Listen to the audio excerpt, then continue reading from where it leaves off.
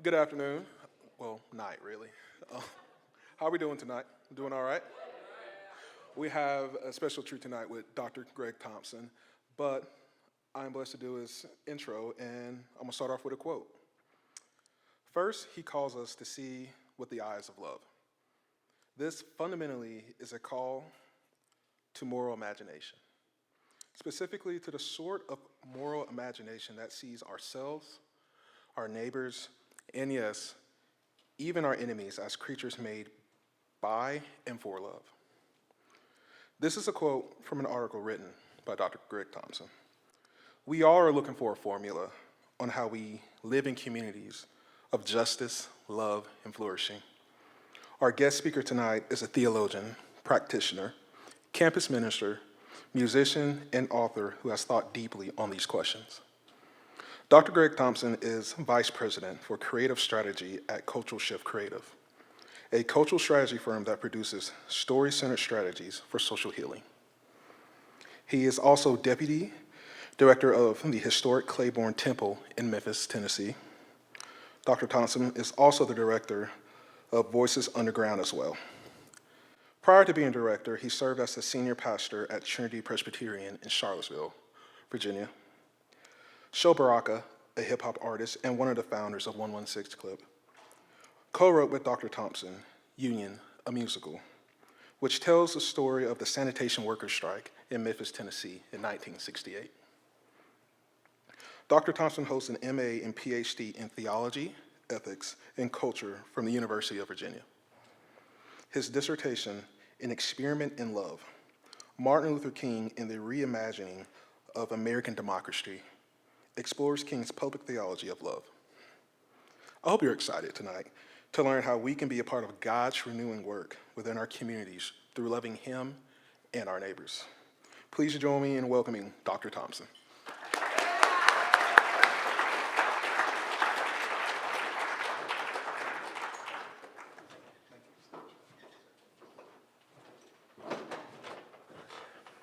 Hey, everybody. Thank you for your hospitality, and thank you for taking a night of your life in this world to come and think about these things together and to listen to me, whom you don't know, but to whom you've already shown such grace. Thank you.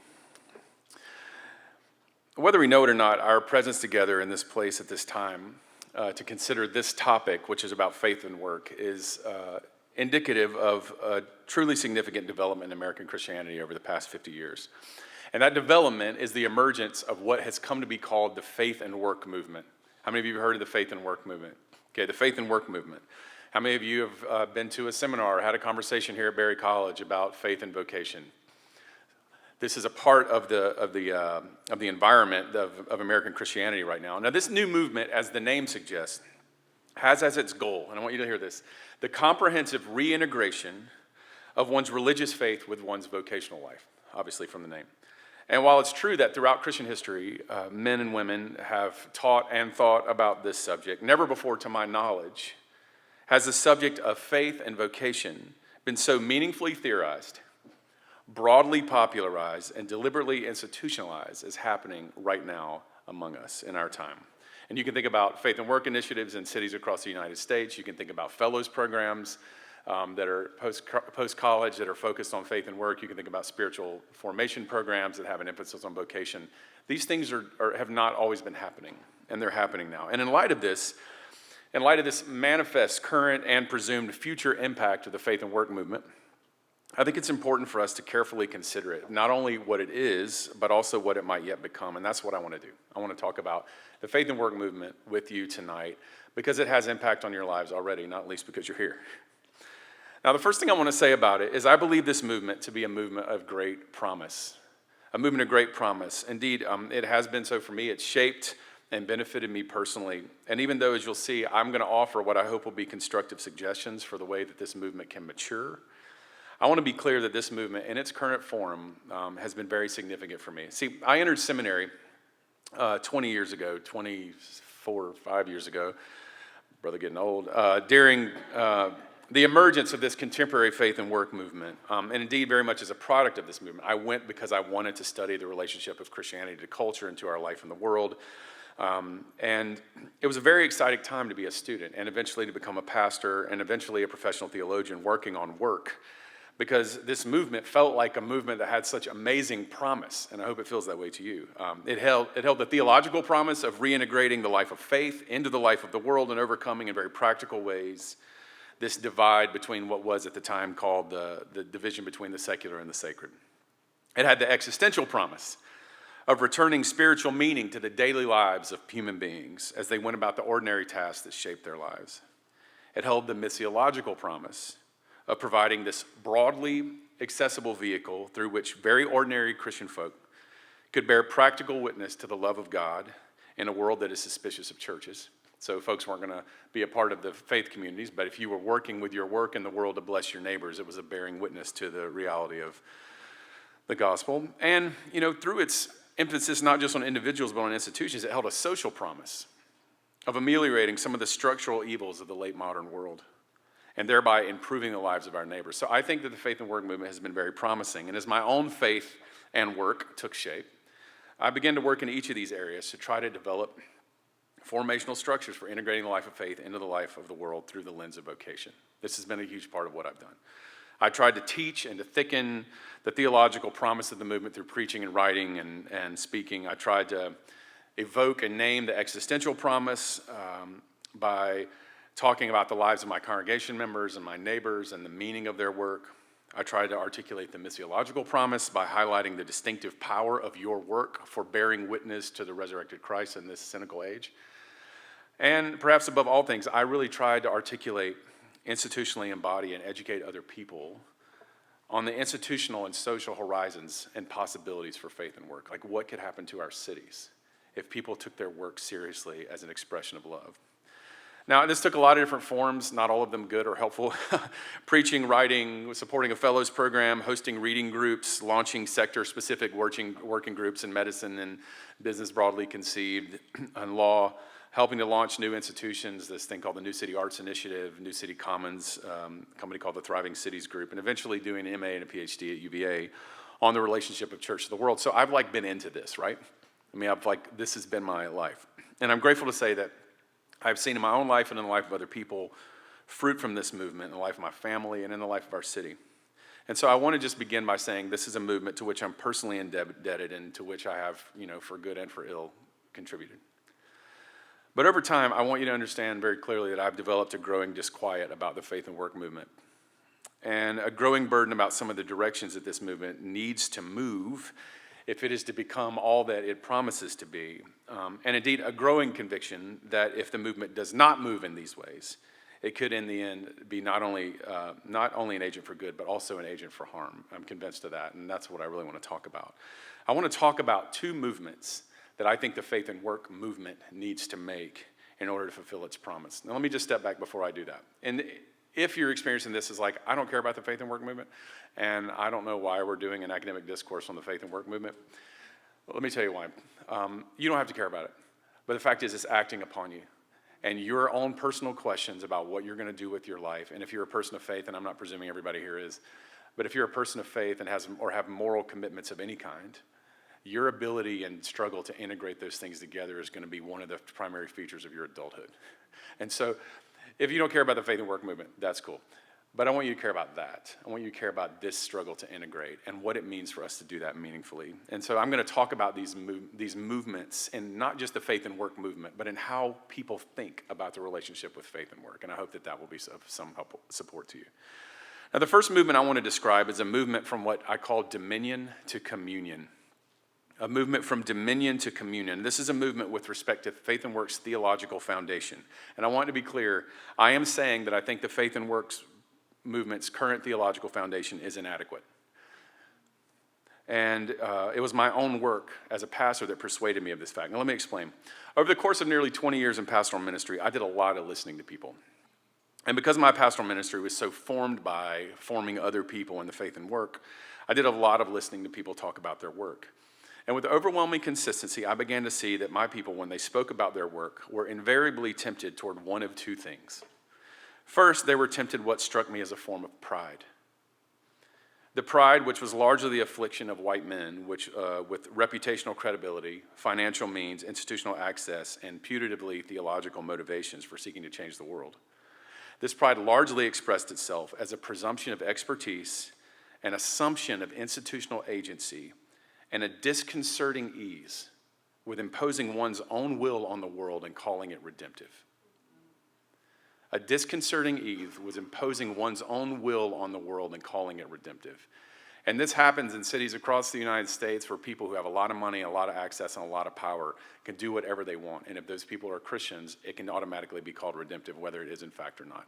That was a concern to me, and that feels like a temptation towards pride. But secondly, I saw that they were tempted to what struck me as a form of shame, and this was a lot of folks. This is largely the affliction of women, the young, and men who happen to lack wealth and power and institutional placement. It largely expressed itself as a form of despair, as a deep sense of being marginal to the really important and innovative things that were happening that was assumed that were bringing God's kingdom to the world, this form of resigned grief over their status of being outside the engine of redemptive transformation, that their jobs weren't cool enough, they didn't have innovation in their title, that they weren't an entrepreneur, that they just weren't a part of the cool things that God was doing. And lots of people feel this way. And over the course of years, listening again and again, I slowly realized that I was experiencing a pattern. It took me a while. But it's repeating and predictable temptation toward vice in my people when they considered their work. And this led me to believe that there was a problem in the way that we were talking about faith and work, and it led me to believe that this problem was fundamentally theological. And here's what I think the problem is, and I think it still is. Most people that I learned from, partnered with, taught, and taught, believed that faith and work was fundamentally an expression of dominion, of acting redemptively in the world. Let me say that again. They believed that faith and work was fundamentally an expression of dominion, of acting redemptively in the world. Now, it was given lots of different names. The creation mandate, the cultural mandate, cultural transformation, the renewal of all things. Have you heard this language before? Right, of course you have. But at the heart of all of these things was fundamentally a story in which vocation was understood first as an expression of dominion, as redemptive action in the world. How many of you have ever heard that before? Okay, good. Now I want you to understand that I believe that. I believe that work is an expression of a form of dominion. I believe that God made us to labor in the fields, and then in the end, when the fields are healed and all things are made new, we will have played a role in that making new. I think that's beautiful. But even so, I began to believe that this emphasis on vocation as dominion, as acting fundamentally redemptively and effectually in the world, was directly correlated to one's sense of whether one was in fact making an impact in the world, whether one was in fact changing the world. And if this was true, it explained what I was seeing, this temptation to either pride or to shame. The people who were acting with dominion and being creative and cool and interesting felt great, and the people who weren't felt not great. And so I began to believe that the problem that I was experiencing, that I was seeing everywhere, was related to this theological default toward the understanding vocation fundamentally as an expression of dominion. Now, imagine me wrestling with these things. This is a pastoral problem that I'm wrestling with. At the same time, I'm wrestling with another pastoral problem. This will feel like a tangent, but it isn't. This is something else that felt entirely unrelated to my questions over here about faith and work. It was a struggle over the questions of spiritual formation, of what kind of person I was to become and how I was going to grow. And this struggle was also born of experience. I was watching my mentors collapse morally. I experienced deep moral failures of my congregation members, struggles in my own life. And these experiences made me step back and think, wait a minute, something isn't working in my spiritual formation. Like, why am I like this? And why are all these people that are around me like this? Now, most of this is a story for another time, but what is most relevant today is I eventually found my way into a model of personal formation built around a rule of life. Some of you be familiar with language of the rule of life. It's taken from the monasteries. And over time, this is a model of spiritual formation that is organized around daily habits of prayer, reading, speech, silence, yes, and work. And over time, this led me to begin to live my life, and as I have for the past 10 years now, around a modified version of the Benedictine rule. We can talk about that later if you want. But as I dipped into this spiritual formation world, I began to understand that according to the Benedictine and Augustinian and all the folks that were in that world, the purpose of these habits was not, as I originally thought, personal transformation, taking dominion over my life. On the contrary, the purpose of the spiritual life was communion with God. For the Benedictines, for Augustine, for Benedict, Bernard, for Elred, for William, for Brother Lawrence, for Julian of Norwich, the basic theological framework for the Christian life was not dominion over the self or over the world. It was actually mystical communion, the real and holy experience of life with God in the midst of the world. And how many of you have ever heard of Brother Lawrence's The Practice of the Presence of God? Okay, this is a classic expression of this that I'm talking about. Now, I don't know how to tell you the profound impact that this had on me, a white, tall, slightly scary-looking, highly resourced, institutionally connected man whose basic approach to the world is approach of dominion. I was like, we just need to get some stuff done. That was my basic approach. But I want you to understand that this mystically oriented, habit-based movement towards communion actually changed everything in my life. It changed my schedule, it changed my words, it changed my emotional life, it actually changed my body, it changed my relationships, and most importantly for you, for tonight, it changed my work. This is because I began to see my work not first as an expression of dominion, of the transformation of all things, but as occasions for communion. Occasions for dwelling with God and sharing in his presence in the world, which means my learning became a time of being taught by God. My speaking became occasions of trying to speak his words. My hosting and welcoming people became acts of welcoming people in his name. My suffering became a participation in his own sorrow. I can't fully describe it to you. I'll give you an example. My father died in July. And when I was there with him at his bedside, he's lying there dying, unconscious from cancer. I had this image of he is at once, Christ is joining him in his suffering. And I had this image of Christ the sufferer who was with my father in this moment. But I also had this image of Christ the caretaker as I sat there and held his hand. Christ was in both places for me. That was an incredible transformation of the way that I live in the world, where I believe that Christ is present and that what all I am doing is walking with him and being present with him. And so it fundamentally reoriented me from an expression of dominion, and my whole life from an expression of dominion to an expression of communion. And this is, you can surely sense, this is where the two parallel struggles, my own spiritual life and my struggles with faith and work, converged, where my questions about faith and work movement found their answer in my own spiritual life. Because I began to see that not only my work, but all work was in fact a mystical participation in the work of God, a sharing in God's work in the world. In fact, I discovered that some of the earliest explicit reflections on faith and work were not the reformers of the Dutch Calvinist tradition, as I thought, but actually the monastics. Again, consider the example of the practice of the presence of God by Brother Lawrence, or consider the Benedictine rule and its deep reflections on how you do work, how you make beds, how you welcome people into your house, how much wine you pour, how you prepare meat. This is at the heart, it is fundamentally a communion-oriented account of work. And here I began to see the essence of the theological problem that was afflicting my people. They understood their vocational lives, and actually all of their lives, not as occasions for communion, but as expressions of dominion. And this was wrong, fundamentally. And as all wrong things do, it gave birth to other wrongness, to pride at one's dominion or to shame over one's lack thereof. And so I began to change the way that I thought, the way I taught, the way that I institutionalized, and I began to reshape my own life and my congregation's life through the lens of communion, and to labor to see and help others to see that our lives are always first about dwelling with God and participating in his presence in the life in the world.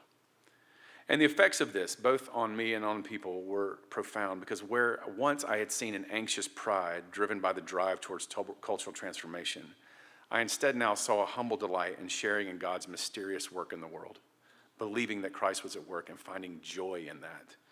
And where I'd once seen anxious shame driven by a fear of insignificance when you're changing diapers or cooking meals or, picking up dog poop in one of those little bags, like whatever it is that you're doing, I actually saw delighted surprise at the way that Christ is present with us in our most ordinary of labors. And that became an occasion of joy. In other words, I began to see myself and my friends move out of anxious striving to joy, And so this is the first movement, and I want to urge you as you're thinking about the way that you imagine your own moral or faith commitments to intersect with your life of work. I want to urge you to consider communion as the foundational paradigm and consider dominion as derivative from that. Communion is first. God loves you, is with you, has invited you into that work, and that is incredible. To think about your vocational life, whatever it is, as a participation in what he is already doing in the world, where he is present with you. And so what that means is we begin not first in a theology of dominion, but in a theology of communion, not first with our life in creation, but in our life with that which is before creation, the Father, the Son, and the Holy Spirit. That's the first movement. Now here's the second movement I'm going to talk about. And I want to describe it as the movement from changing the world to healing our communities. A movement from changing the world to healing our communities. If the first movement was with respect to Faith and Work's theological foundation, this movement is with respect to its social application. And again, it was my own work now that's persuaded me of this fact. So let me explain what my life is like. For the past several years, my life is largely centered on issues of race and equity in the United States. It's a complicated story as how I got there, but we'll talk about it later, if you want. Now, in this context, I work in Memphis on the restoration of historic Claiborne Temple, which is the site of Martin Luther King's last march. And in Philadelphia, I'm working on constructing a national memorial to the Underground Railroad. And I'm currently writing a book on reparations in the church. Now, because of this, because I work as this theologian, largely dealing with issues of race and equity, my life has lived in two worlds, okay? On the one hand, I still live and worship with my longstanding friends, many of whom are currently in the Faith and Work movement. But on the other hand, I have the incredible privilege of working among largely African-American settings with brilliant colleagues who are giving their lives to their cities. And as I've traveled back and forth between these two worlds, I noticed something that seems to me very important. I just want to tell you what it is. First, when I'm in the largely African-American context of race and equity work, the explicit focus of that work is on healing our communities from the malignant effects of centuries of white supremacy.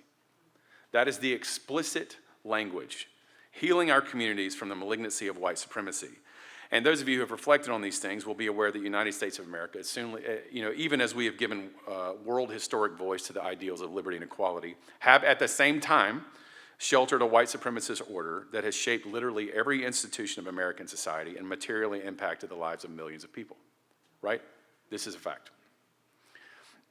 And it's affected people in every conceivable way. Now, because of this, the nature of when I'm in that community, the nature of our work is to heal our communities from this blight by working to repair a social order that has been broken by white supremacy in education, in healthcare, in economic development, in housing, and relationships. And without exception, this is the animating burden of all of my closest African-American friends and colleagues working out their faith in the world. Their faith is working itself out in concrete actions of community healing. But when I'm in the largely white, affluent world of the Faith and Work movement, the language is different. The language that is most often used for the goal of our vocation is some variation of changing the world. Sometimes it's called culture making, sometimes, and I like Andy Crouch, if those of you know his book, Culture Making. I think he's awesome. This is not a veiled criticism of that. Sometimes it's called culture shaping, sometimes it's called cultural transformation, sometimes it's called the renewal of all things. Now, insofar as that goes, as I said earlier, in the Christian vision of vocation as an expression of God's own redemptive work in the world, I like that language. I think we are trying to renew the world. What is said is not my concern. What is my concern is what is not said. And what is not said? White supremacy. Indeed, with the exception of my friend Dr. Amy Sherman, who I understand has been here several times, if you read writings coming out of the Faith and Work movement, one almost never encounters anything that situates our discussion of faith and work against the backdrop of racial violence. And given that this movement, the Faith and Work movement, has emerged in the longest standing white supremacist social order in history, that feels to me like a curious omission. Now, realizing this difference between these two communities has actually changed me. It has led me first to believe that the Faith and Work movement needs to change from framing its horizon of application as abstract cultural change, and instead begin framing it in terms of communal healing and being willing to make specific reference to white supremacy as something that we are trying to heal. First, that's just changed me in that way. It's changed the way I think about it and talk about it. Secondly, it is, and I wanted you to hear me, it has led me to be weary of the Faith and Work movement's talk of creation, fall, redemption, and consummation. Are you familiar with this language? That permits itself to ignore the fallen creation in need of redemption that lies beneath our feet. I am tired of talking about creation, fall, redemption, consummation, but conveniently leaving out the thing that is most fallen and most needs to be redeemed in our midst. That feels disingenuous to me. And most importantly, it has led me to be wary of the faith and work movement as potentially dangerous. Why? Because insofar as how I've described it is true, it expresses a willed naivete to the cultural context in which it lives. Because it potentially justifies white affluent workers using their agency to create a society of our imagining without reference to our neighbors, which, by the way, is what we've done throughout history. But mostly because it ignores the profound effects that our cultural history has had and continues to have on millions of our neighbors. It has in this respect, and I want you to be clear on this, the faith and work movement has in this respect the potential to be little more than the latest expression of white privilege. The privilege of imagining the world not as it is, but as we wish it to be, and then exercising our agency to make it so without ever really knowing or addressing the historical realities that provided that agency to us in the first place. Now, insofar as this is true, insofar as the faith and work movement continues to understand itself against the abstract backdrop of cultural aspirations, rather than against the backdrop of concrete social healing derived from the facts of American history, I believe that this movement of promise could in the end be little more than a tool for sustaining the status quo. And so the second movement that I believe needs to be made, a self-conscious movement, is to order our applications of faith and work and our vocations not first against abstractions about cultural change, but to community healing, to thinking about the concrete historical realities that we have inherited in this nation, and then going to use our vocations to address those unequivocally,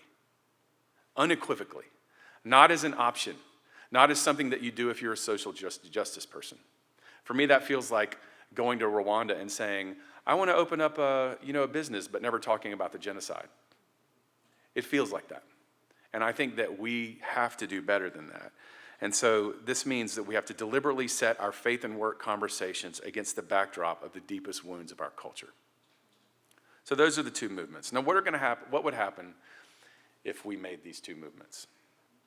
First, and I think this is important, it will protect the faith and work movement from becoming merely a theological justification for the self-actualization of affluent white people. Let me say it again. If we make these movements, it will help protect the faith and work movement, which again, I believe is very promising and very important, but it will keep it from becoming merely a theological justification for the self-actualization of affluent white people. That is really important. And Barry, you have an opportunity as you are embedding faith and vocation in the midst of your student life. I mean, you're the place where work happens, right? You're the students that go to school and work. And many of you are people of faith and you're struggling to integrate that. And you've got all these programs and things that you're talking about. You've got people talking about in your classes. You have an opportunity to take the lead on this and to rescue this really important theological movement from becoming one more theological indulgence.